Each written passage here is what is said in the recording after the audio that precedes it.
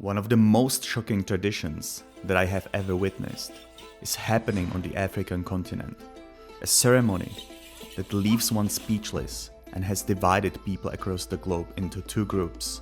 Those who are strictly against it, and those who say, let them do what they do, it's their tradition.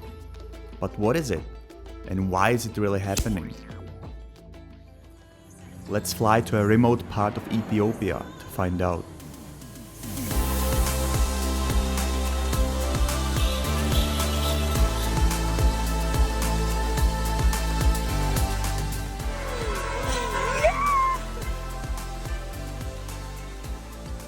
Good afternoon guys from Ethiopia and welcome back to another video from the Omo Valley.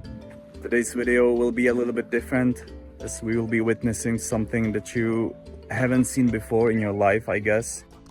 Bull jumping ceremony. 3 words that represent a unique tradition followed by the Hamar tribe.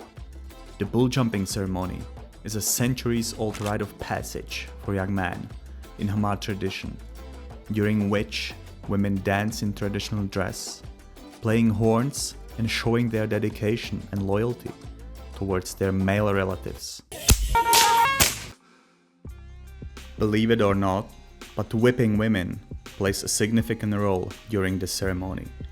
The idea here is to create a strong bond between men and women. The men are supposed to feel a debt to protect them in the future for having undergone such pain on his behalf. We might be looking at it as something brutal and something inhuman, and I know that there have been multiple NGOs trying to stop this cultural activity of the Hamar tribe that is happening right behind my back. But actually, if you were here, like for these women, it's such an honor to get whipped. They are pretty much asking the guy to what we might be seeing like to get hurt.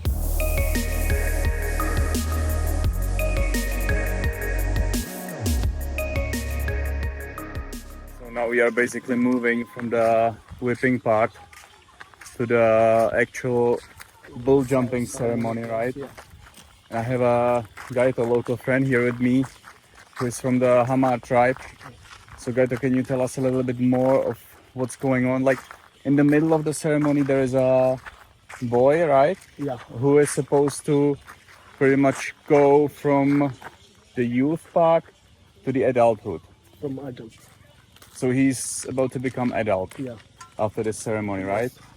And I heard that he's supposed to stay like 3 months in the bush after this ceremony is finished. So his father would go with him to the bush? No. His father, he will stay in his home, his own house, and then he just find the woman from other family. Ah, so he would be like searching for a future wife for him, for the son? Yeah. Like within the first month, as long as he's in the bush? Yes. Okay. Because when he do the bull jumping, he was be like whipper. He stay in the bush with whippers. Okay. Yeah. So he's gonna stay with the whippers that were just whipping the women, what we witnessed right now, back then.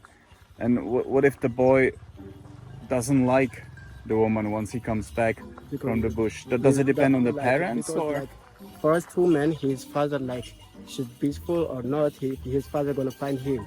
The second, like he just find by himself. Yeah. First woman, his father just find for him. Ah, okay. The second, he's by himself. So you are a polygamic tribe as well, so you can have up to 6? No, just 2, 3.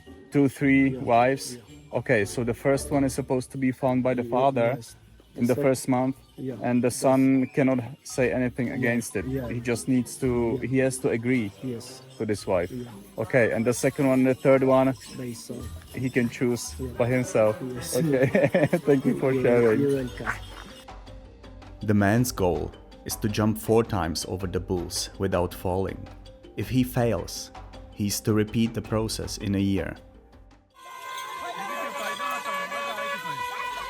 Our main hero has successfully completed the bull jumping challenge and is now allowed to own cattle, enter a marriage, and have kids. I couldn't believe what was happening in front of my eyes during the whole ceremony. Even though It was hard to see the women, and especially the young girls, getting whipped and bleeding. I was trying to observe the whole ceremony without any judgment, to fully experience one of the most interesting cultural events that I've seen in my life.